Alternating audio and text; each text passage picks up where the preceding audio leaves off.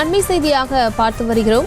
சென்னை தேனாம்பேட்டையில் போக்குவரத்து தொழிற்சங்கங்களுடனான பேச்சுவார்த்தையானது தொடங்கியிருக்கிறது. போக்குவரத்து தொழிற்சங்கங்கள் ஸ்ட்ரைக் அறிவித்திருந்த நிலையில் முத்தரப்பு பேச்சுவார்த்தையானது தற்போது தொடங்கியிருக்கிறது. அண்மை செய்தியாக பார்த்து வருகிறோம். நாளை முதல் வேலை நிறுத்தத்தை போக்குவரத்து தொழிற்சங்கங்கள் அறிவித்த நிலையில் தற்போது முத்தரப்பு பேச்சுவார்த்தையானது தொடங்கி நடைபெற்று வருகிறது. விவரங்களை செய்தியாளர் காண்டிபன் வழங்கிட கேட்கலாம். காண்டிபன் வணக்கம். மேலும் விவரம். பிரியங்கா, போக்குவரத்து தொழிற்சங்கங்கள் நாளையிலிருந்து காலவரையற்ற வேலை நிறுத்தத்தை அறிவித்திருந்தாங்க.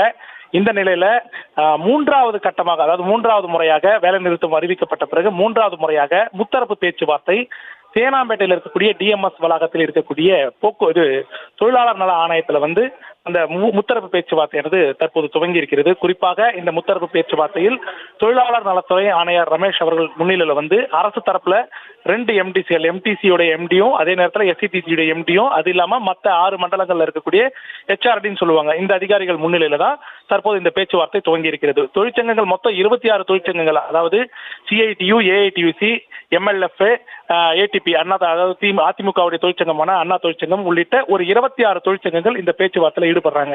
நாளைக்கு அதுவும் குறைந்த கால அவகாசம் மட்டுமே இருக்கு.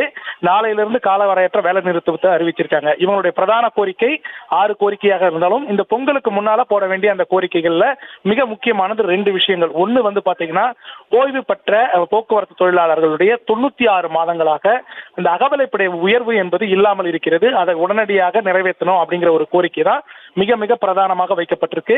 அடுத்ததாக 15வது ஊதிய ஒப்பந்த உயர்வு, அது பேச்சுவார்த்தை துவங்கணுன்றாங்க. ஏன்னா டிசம்பர் மாசமே அந்த பேச்சுவார்த்தை துவங்கி இருக்கணும் கடந்த ஆண்டு, அது இதுவரை துவக்கப்படவில்லை. அப்படி 15வது ஊதிய ஒப்பந்த உயர்வு போட வேண்டும் என்றால் அரசு தரப்புல ஒரு ஜீவோ போடுவாங்க. அந்த ஜீவோல ஒரு குழு அறிவிப்பாங்க. அந்த குழு அறிவிச்சதுக்கு அப்புறம் அந்த பேச்சுவார்த்தை தொடங்குறதுக்கு வாய்ப்பு இருக்கும் அப்படிங்கறதா தொழிற்சங்கத்துடைய கோரிக்கை. இந்த விஷயங்கள் நடக்காம இருக்கு. இது நடக்கணும்னா அரசாங்கம் உடனடியே ஜீவோ போடணும்னு சொல்லி கேட்டு இருக்காங்க. இந்த 2 விஷயங்களை முன்னிலைக்கு தான் இன்னைக்கு இந்த பேச்சுவார்த்தை நடைபெற இருக்கிறது. இந்த பேச்சுவார்த்தையில உடன்பாடு ஏற்பட்டு விட்டால் நாளை போக்குவரத்து தொழிலாளர்களுடைய வேலை நிறுத்தம் வாபஸ் பெறப்படும். அப்படி இல்லை என்றால் அவர்கள் நிச்சயம் வேலை நிறுத்த போராட்டத்தில் ஈடுபடுவதற்கு வாய்ப்பு அதிகமாக இருக்கிறது.